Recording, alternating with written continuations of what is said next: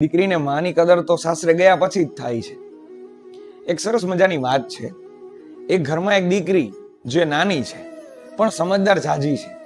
હવે એની મા એને સમજાવે છે કે જો બેટા, અત્યારથી તું ભણવામાં ધ્યાન દે અને થોડી હોશિયાર થઈ જા, અને ભણવાની સાથે બીજું પણ કંઈક શીખ, મ્યુઝિક વગેરે, આર્ટ વગેરે, જે તને કામ આવશે. નહીતર તારે પણ મારી જેમ ચાર દિવાલની વચ્ચે ખાલી રોટલા જ ઘડવાના રહેશે, જે તું ક્યારેય નહીં ઈચ્છીશ. દીકરીએ ભણવામાં તો ધ્યાન આપ્યું, સાથોસાથ એને સંગીતમાં ગિટાર શીખવાની શરૂઆત કરી અને આર્ટના ક્લાસ કર્યા. ખૂબ સારું એને ડ્રોઈંગ આવડે વગેરે. ધીમે ધીમે શીખતી ગઈ. કોલેજ પૂરી થઈ ગઈ ત્યાં સુધીમાં ભણવામાં તો હોશિયાર હતી, સાથોસાથ આર્ટ અને મ્યુઝિકમાં બહુ હોશિયાર થઈ ગઈ. હવે વર્ષો વીત્યા પછી એના વિવાહ નક્કી થયા, લગ્ન થઈ ગયા, પરણીને પારકે ઘરે ગઈ. તો ત્યાં ગઈ એટલે બધા લોકો અપેક્ષા તો કંઈક રાખતા જ હોય ને, થોડી એવી અપેક્ષા રાખે કે આવીને ખાલી રોટલા જ ઘડે. તો સાસુમાં કહે છે કે તને બેટા કંઈ નવું આવડે છે? દીકરી કે હા, મને આવડે છે. મને સંગીતમાં ગિટાર વગાડતા આવડે અને આર્ટના ક્લાસ સારા કરાવતા પણ મને આવડે છે. તો એ કે કાંઈ વાંધો નહીં, તું એ કરાવી શકે. કામ કરવા માટે તો કોઈ આપણે ઘરે કોઈ બેનને બોલાવી લઈશું જે કામ કરી દેશે, તું તારા ક્લાસ સંભાળ. સ્વાભાવિક વાત છે, તમે પૈસા ટકે કોઈને મદદ કરો તો પણ એ લોકો રાજી થાય. એટલે દીકરીએ ક્લાસીસ કરાવવાની શરૂઆત કરી, મ્યુઝિક અને આર્ટના બંનેના, અને ખૂબ સારી કમાઈ પણ એમાં થવા લાગી.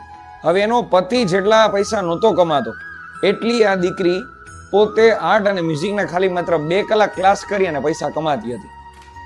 એટલે પછી એને પોતાની માતાના શબ્દો યાદ આવે છે અને એક દિવસ દીકરી માને ફોન કરીને કહે છે કે ખરેખર આજથી 10 વર્ષ પહેલા તે મને કીધું હતું કે તું ભણવાની સાથે કંઈક બીજું શીખી લે. જો એ મેં આજે શીખી લીધું છે ને, તો આજે મારે જે સાસરામાં કોઈ દિવસ કોઈ અપમાન મારું કરતું નથી, પૈસા હું બધાને આપું છું, તો જેના કારણે મારું માન પણ એટલું છે અને મને બધા લોકો બહુ પ્રેમથી બોલાવે છે. એટલે મારે કોઈ જાતની ચિંતા નથી રહી અને મારું બહુ માન સન્માન આ લોકો કરે છે, કારણ કે મારી પાસે સ્કિલ છે. એટલે હવે આ ઘટના આપણને બહુ જાજુ શીખવાડી દે કે નાના હોય ત્યારથી જ કાંઈ ને કાંઈ નવું શીખતા રહેવું. નહીતર શું ખાલી માત્ર ને માત્ર રોટલા જ ઘડીશું કે પિતાનો ધંધો જ સંભાળીશું? શીખજો. મસ્ત વાર્તા. એક હોસ્ટેલમાં ભણતો વિદ્યાર્થી, એક દીકરો, એ પોતાના પિતાને ફોન કરે છે. એટલે પિતા પૂછે છે કે બેટા ભણવાનું કેમ ચાલે છે? દીકરો કહે છે સરસ રીતે ચાલે છે, ચિંતા ન કરતા. પૂછે છે પિતા કે પાસ તો થઈ જઈશ ને આ વખતેની પરીક્ષામાં, મહેનત કરજો. ત્યારે દીકરો કહે છે પપ્પા તમે ચિંતા ન કરતા, હું એવી મહેનત કરીશ કે મને નંબર આવે. પણ હા, એક શરતે કે તમારે મને છે ને હું જે વસ્તુ કહું લઈ દેવી પડશે. તો પિતા કે શું જોઈએ? એ કે મારે છે ને કાર જોઈએ છે, તમારે મને લઈ દેવી પડશે. હું પહેલો નંબર લાવીને બતાવીશ તમને. પિતા કે ચાલ કાંઈ વાંધો નહીં, તું પહેલો નંબર લાવ, તને કાર ફાઇનલ એ જ દિવસે હું આપીશ. દીકરાનો પહેલો નંબર આવ્યો. એ જ દિવસે ત્યાંથી ફોન કરે છે કે પપ્પા મારો પહેલો નંબર આવી ગયો છે, તમે ગાડી તૈયાર રાખજો. દીકરો ઘરે આવ્યો તો બહાર જોવે છે તો ફળિયામાં ગાડી ઊભી નહોતી. દુઃખી થઈ ગયો. અંદર ઘરમાં ગયો તો ઘરમાં પણ પિતા નહોતા, બહાર ગયા હતા. ત્યાં બુક એક પડી હતી અને લખેલો હતું તારી ગિફ્ટ. તો છોકરો જોઈ અને ગુસ્સે થઈ ગયો કે એના માટે મેં દિવસ અને રાત જાગી અને આટલા માર્ક્સ લાવ્યા, મને બુક આપી અને મારા પિતા રવાના થઈ ગયા. છોકરો ગુસ્સામાં ઘર છોડીને ભાગી ગયો. વર્ષો વીત્યા પછી એને પોતાના પિતાની યાદ આવે છે અને ફોન કરે છે. તો ફોન માલિકની જગ્યાએ નોકર ઉપાડે છે અને કહે છે કે તમારા પિતાનું તો 1 અઠવાડિયા પહેલા જ અવસાન થઈ ગયું, અને એવું કહીને ગયા છે કે મારા દીકરાનો ફોન આવે ને તો કહે છે કે ધંધો સંભાળવા આવી જાય. દીકરો આવ્યો ઘરે અને રડી પડ્યો અને સામે જેવું જોવે છે ને ત્યાં એને પેલું પુસ્તક જ દેખાય છે કે જેના લીધે ઘર છોડીને ગયો હતો. જેવું પુસ્તક હાથમાં લે છે ને તેમાંથી એક કવર સરકી અને પડે છે. હવે કવરમાં સાહેબ એક બિલ હતું. એ બિલ એટલે કયું? જે દીકરાને કાર જોતી હતી ને એ કારનું ચૂકવણી કરેલું બિલ હતું અને તારીખ પણ એ જ હતી જે દિવસે છોકરાને જોતી હતી. એ પિતાએ ચિઠ્ઠી પણ લખી હતી કે બેટા મારે બહાર જવામાં ઉતાવળ છે, એટલે આ બધી રકમ ચૂકવાઈ ગઈ છે, તું ગાડી લઈ આવજે અને તું ખૂબ ખુશ રહેજે, મારે આજે મીટિંગમાં જવું છે. એવું લખીને ગયા હતા. એ કાગળ પણ એમાં મળ્યો. અને પછી દીકરો ખાલી રડતો જ રહ્યો, બીજું કાંઈ ન કરી શક્યો. આ વાર્તા આપણને શું શીખવે સાહેબ? કે સમય છે ત્યાં સુધી કદર કરી લ્યો, બાકી દિવસો વહી જાય ને યાદો રહી જાય. એવું કહેવાય છે કે જ્યારે સમય હોય ને ત્યારે સમજણ ન હોય, અને સમજણ આવે ને ત્યારે સમય ન હોય. એટલે બધા લોકોની કદર કરો. ક્યારે કોણ આપણા વચ્ચેથી વયું જાય એની કાંઈ ખબર નથી. તો જેટલા છે એની યાર મજાથી રહે. મસ્ત વાર્તા. એક 18 વર્ષની દીકરી, એને એની માં દરરોજ શીખવાડે કે બેટા રોટલા શીખી જા, લાપસી બનાવતા શીખી જા, જાય ત્યાં માં ભેગી નહીં આવે અને ત્યાં બધું શીખવાડશે નહીં કોઈ. પણ એ દીકરી આખો દિવસ ફોન જોયા કરે, ફ્રેન્ડ સાથે બહાર ફર્યા કરે.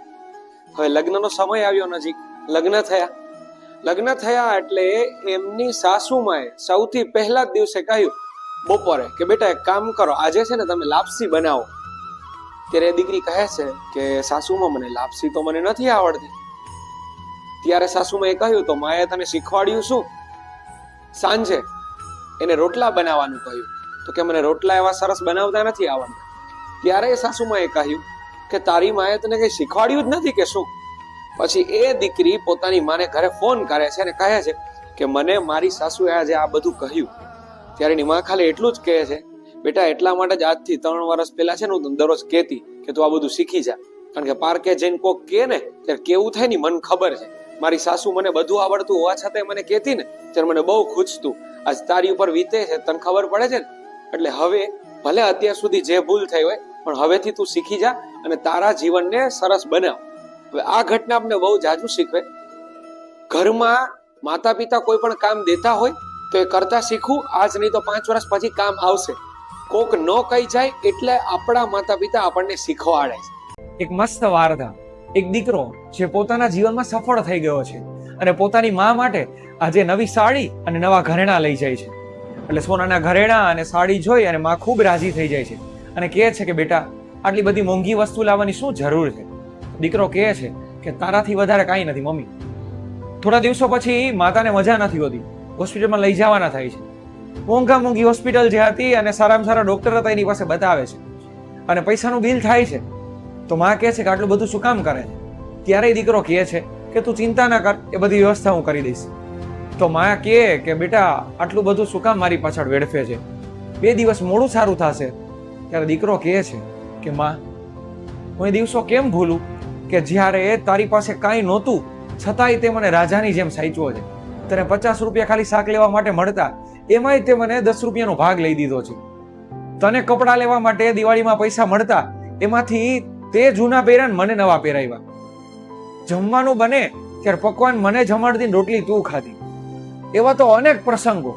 બારે જવાનું થાય તો સૌથી પહેલા તું મારું ધ્યાન રાખતી. તને ભલે મજા ન રહે, તું મને તારા ખોડામાં સુડાવી અને તું એમનેમ સીટમાં બેઠી બેઠી સૂઈ જતી. આ બધા દિવસો હું કેમ ભૂલું? એટલે આ હું જે કરું છું ને એ મારું ઋણ ચૂકત થાય ને એવું કરું છું, જે કોઈ દિવસ ચૂકત થવાનું જ નથી. કારણ કે તારા ઋણમાંથી હું ક્યારેય મુક્ત નહીં થઈ શકું. આ તો જેટલી મારાથી સેવા થાય એટલી. અને રહી વાત પૈસાની, તો પૈસા બીજા આવશે, માં થોડી બીજી આવશે. અને માને બહુ આમ અંદરથી લાગી આવ્યું અને દીકરાને ગળે લગાવી લીધો.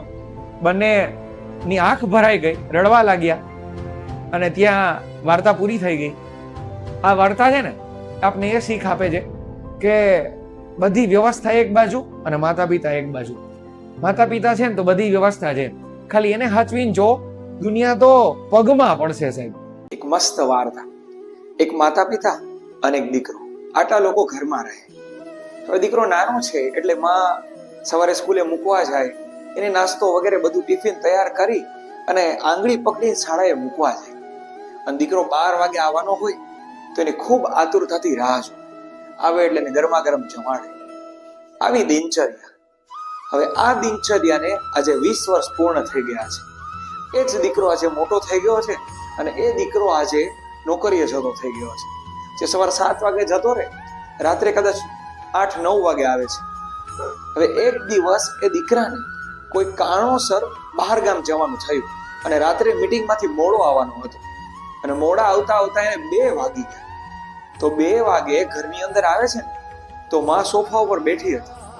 તો દીકરો અચંબિત થઈ ગયો કે માં તું હજી કેમ જાગે છે? તો માં કે બેટા તું ન આવે ત્યાં સુધી મને કેમ શાંતિ મળે, તારું જમવાનું બાકી હશે ને, હાલો તને ગરમા ગરમ જમવાનું બનાવ્યું. એ માએ એ સાહેબ રાત્રે 2 વાગે એને ગરમા ગરમ રોટલી ખવડાવી. ત્યારે દીકરો કહે છે કે માં તું આ ન કર, તારી એક તો દવા ચાલુ છે અને તું આટલા વાગ્યા સુધી કેમ જાગે. પછી દીકરાને જમાડી દીધા પછી માં થાળી લે છે. તો દીકરો કહે છે કે માં તારે હજી જમવાનું બાકી છે? ત્યારે એ કે હા મારે બાકી છે. તો દીકરો પૂછે છે પણ તારે જમી ન લેવાય, તારી દવા લેવાની તો બાકી છે, આટલું મોડું કેમ કર્યું તે? તો માં કે બેટા તને જમાડ્યા વિના મને કેમ કોળિયો ગળે ઉતરે. ત્યારે દીકરો રડવા લાગે છે અને કહે છે હું તારું ઋણ ક્યાં જન્મમાં ચૂકવીશ. હવે સાહેબ આ ઘટના છે ને ખાલી આપણને એટલું જ શીખવાડે કે દીકરો નાનો હોય કે દીકરો મોટો હોય, માં તો એની રાહ જોવાની જ છે. કદાચ એ પરણી જાય તો એ ભલે ને એના ઘરે છોકરા આવે તો એ ભલે, માં તો એની રાહ જોવે છે. એક મસ્ત વાર્તા. એક વખત એક દીકરો પોતાની માતાને લઈ અને રેસ્ટોરન્ટમાં જમવા જાય છે. જમવા જાય છે એટલે માતાની થોડી ઉંમર વધારે હતી, એટલે જમતા વાર પણ લાગતી હતી અને જમવામાં થોડું ઢોળાયું. એટલે બધા લોકો આજુબાજુ વાળા હસતા હતા. દીકરાના સ્વભાવમાં કોઈ ફરક નહીં, એને તો પ્રેમથી જમાડી અને વોશ બેસિનમાં જઈ અને બધું સાફ કરી આપ્યું. બધા લોકો હસતા હતા. હવે એમાંથી એક વ્યક્તિ જ્યારે બહાર નીકળતા હતા ત્યારે એને મળવા આવ્યા અને કહ્યું કે તું કઈક દીકરા ભૂલે છે અહીંયા. તો પેલો માણસ બધું જોવે છે તો બધું બરાબર જ હતું, પાકીટ, મોબાઈલ, ચાવી બધું. ત્યારે પેલા વૃદ્ધ વ્યક્તિ કહે છે કે તું અહીંયા બધા માટે એક શીખ મૂકે છે કે ઉંમર બધાની વધે, બધાની પરિસ્થિતિ આવી થાય, આપણે એને અનુરૂપ થઈને રહેવું પડે. એની સ્થિતિ નથી બદલાવાની, આપણે બદલાવાનું છે. ઉંમર વધે તો કાંઈ વાંધો નહીં, ક્યારેક આપણે પણ વધવાની છે. તો આવું શીખવું જોઈએ. Thank you. એક મસ્ત વાર્તા. એક દીકરી જેને 21 વર્ષ સુધી એની માં દરરોજ એને ખીજાય, રોકે, ટોકે, દરરોજ હાકે. મોડી ઉઠે તો તરત ખીજાય કે વેલું નથી ઉઠાતું, જાય ત્યાં માં ભેગી નહીં આવે. કચરો સરખો ન વાળે તરત ખીજાય, પોતું સરખું ન કરે તરત ખીજાય. ઘરમાં કોઈ આવે જો એનો આદર સત્કાર ન કર્યો, આગતા સાકતા ન કરી તરત ખીજાય જાય માં. આવું એના ઘરમાં એને સ્ટ્રિક્ટ રાખે. દીકરી 21 વર્ષ સુધી દરરોજ આવું કરે, કંટાળી ગઈ, ખીજતો ચડે પણ માને કેવું કેમ. પરણીને સાસરે ગઈ. પછી એને થતું હવે શાંતિ, મારી માથી તો છુટકારો મળ્યો. ત્યાં ગયા 2 દિવસ રહ્યા પછી એને સાસુમાં બોલાવે છે અને કહે છે કે મારે તને એક વાત કેવી છે. આટલા દિવસ થયા પણ મારે તને એક વાત નથી કેવી પડી કે તું કચરો સરખો વાળ કે પોતું સરખું મારે. ત્યાં સુધી કે લાદીમાં મારું મોઢું દેખાય એટલા તું સરસ ચોખા પોતા મારે. આટલું બધું ધ્યાન રાખે. ઘરમાં કોઈ કે એ પેલા એની પાસે વસ્તુ પહોંચી ગઈ હોય, તું આટલું બધું ધ્યાન રાખે. ખરેખર તને ધન્યવાદ છે, તારી માને ધન્યવાદ છે. અને આ જ બધા શબ્દો એની જેઠાણીને એ શીખવે કે જો નાની પાસેથી શીખ કઈક, એને કેટલું સરસ બધું આવડે, એને કોઈ દિવસ કાંઈ કેવું ન પડે, કીધા પેલા બધું કરી નાખે. ખરેખર આની પાસેથી તારે શીખવું જોઈએ. તો દરરોજ જેઠાણી ઠપકો આપે. ત્યારે પેલી જે દેરાણી કે છોકરી જેની માં એને 21 વર્ષ સુધી હાંકતી સાહેબ, એના આંખમાંથી દળદળ આંસુ વહેવા લાગતા કે આજે મને મારી માની કદર થાય છે કે ભલે મને 21 વર્ષ સુધી હાંકી પણ આજે મને અહીં કોઈ એક શબ્દ કહી નથી શકતું. કદાચ એટલે જ હશે કે આવતીકાલે કદાચ મને કોઈ ન કહી જાય ને એટલા માટે મારી માં મને આજે કહી જાય છે. એટલે ખૂબ શીખવા જેવી બાબત છે. કોઈ વડીલ કહેતા હોય ને ત્યારે એમાં વિચારવું નહીં, એના ઉપર આક્રોશ ન ઠાલવવો, શીખવું. ન ગમે તો પણ શીખવું. આજ નહીં તો 5 વર્ષ પછી કદાચ ક્યાંક કામ આવશે ને આવશે. એક મસ્ત વાર્તા. એક વખત એક પિતા હવે મરણ પથારીએ, તેના 4 દીકરા. એટલે નક્કી કર્યું કે હવે આ આટલી મિલકત છે તો બધાને સરખે ભાગે વહેંચવી, પણ જે દીકરાને જે જોઈને મારે આપવું છે. બધાને બોલાવ્યા. પેલા દીકરાને બોલાવ્યો, એને કહ્યું તારે શું જોઈએ? તો દીકરાએ માંગ્યું કે મારે ખેતીવાડી બધું જોઈએ. તો ખેતીવાડી એને આપી દીધી. પછી એને પછી બીજો દીકરો આવ્યો, તારે? એ કે મારે બધા ગામમાં જેટલા પ્લોટ છે ને બધા મારે જોઈએ છે. આપી દીધા. ત્રીજા દીકરાને પૂછ્યું તારે? એ કે મારે બસ આપણા જેટલા મકાન છે, આપણું ઘર સહિત બધા મકાન મારે જોઈએ છે.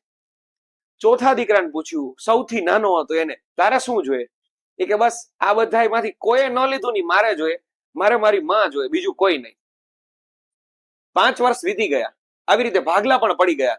5 વર્ષ પછી સર્વે કરવામાં આવ્યો તો જેને ખેતીવાડી ભાગમાં આવી હતી એ સાવ કંગાળ થઈ ગયો, બધું જતું રહ્યું, સાવ કંગાળ હતો. ભીખના આડલા ફેરવતો હતો. બીજો કે જેને બધા પ્લોટ મળ્યા હતા એ બધાય પ્લોટ એને વેચી અને પાછી એની સ્થિતિ બહુ ખરાબ થઈ ગઈ હતી. ત્રીજો જેને બધા મકાન મળ્યા હતા એ જ 5 વર્ષ પછી ખુદ ભાડે રહેતો હતો. અને સાહેબ છેલ્લો જે નાનો દીકરો હતો જેને પોતાની માને રાખી, સાહેબ પેલા 3 પાસેથી જેટલું ગયું ને એના કરતા 3 ગણું આ વ્યક્તિની પાસે આવ્યું, કારણ કે એને પોતાની માને રાખી. તો જીવનમાં એને એટલી જ આપણને શીખ આપી કે મિલકત હોય ને તો બધું ન થાય, પણ માતા પિતા હારે હોય ને તો મિલકત ગમે એટલી ધારો એટલી ઊભી કરી શકો. તો આપણે આ શીખવા જેવું છે. એક મસ્ત વાર્તા, એક દીકરી જેની સગાઈ થઈ ગઈ છે. હવે એના પિતા સાહેબ સામેવાળા લોકોના ઘરે જાય છે એક દિવસ રોકાવા માટે કોઈ કારણોસર. ત્યાં જાય છે એટલે જેવા સવારે વહેલા ઉઠે છે તો ગરમ પાણી તૈયાર, ચા લઈને આવ્યા તો પિતા મનમાં ડરતા હતા કારણ કે એને ડાયાબિટીસ હતું. પણ કરવું શું, જો ન લે તો દીકરીનો વ્યવહાર તૂટે, આવું ન કરી શકાય. ચા પીધી તો ચા મોડી હતી. નાસ્તો આવ્યો, પિતાને ડર હતો કે નાસ્તો તો હું ન લઈ શકું, તો જોયું તો જે ઘરે નાસ્તો લેતા એ જ હતો, રોટલો વગેરે. પિતા આશ્ચર્યચકિત થઈ ગયા. 10 વાગ્યે એને જે રેગ્યુલર પ્રમાણે પાછી ચા પીવે છે એ જ ચા પાછી એને ત્યાં આપવામાં આવી. પાછા આશ્ચર્યચકિત. હવે બપોરે જમવામાં પિતા કોઈ દિવસ બટેકા વગેરે નહોતા ખાતા, માત્ર લીલોતરી શાક જ ખાય. તો શાક પણ તૈયાર. 4 વાગે પિતા દરરોજ કોફી પીવે તો એ કોફી પણ રેગ્યુલર પ્રમાણે જ તૈયાર. રાત્રે જમવામાં પિતા રોટલો અને રીંગણાનું શાક જ લેતા, બીજું કાંઈ નહીં, તો એ જ બધું ત્યાં તૈયાર. બીજે દિવસે પિતા ઘરે આવ્યા, આખી વાત કરી કે બધું એમ જ હતું જેમ હું અહીંયા લઉં છું, ખબર નહીં આ લોકોને કોને કીધું હશે. ત્યારે સાહેબ એ દીકરી કહે છે કે પપ્પા એ બધું મેં જ ત્યાં એ લોકોને કહ્યું હતું કે મારા પિતા તમારા ઘરે આવે છે, એ તમને કઈ કહેશે નહીં, પણ એને ડાયાબિટીસ છે, એ તમે જે આપશો એ ચલાવી લેશે, પણ તમે આટલું ખાલી ધ્યાન રાખજો. હવે આ ઘટના સાહેબ આપણને બહુ જાજુ શીખવે કે એક દીકરો બાપ થાય કે ન થાય, પણ એક દીકરી માં જરૂર વેલી થઈ જાય. જો વાત ગમી હોય, સમજાય હોય તો લાઈક, શેર અને સબસ્ક્રાઇબ કરો. Thank you.